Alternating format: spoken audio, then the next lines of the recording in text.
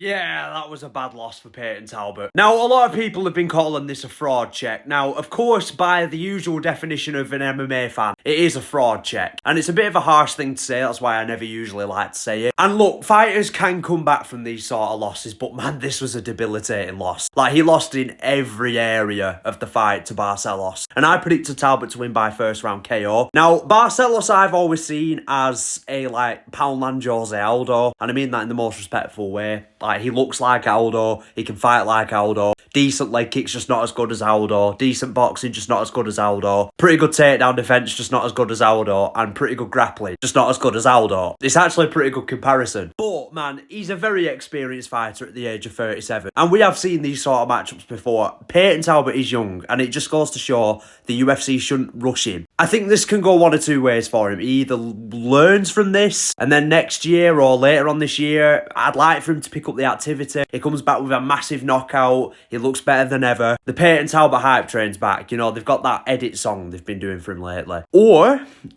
you know, the memes get to him.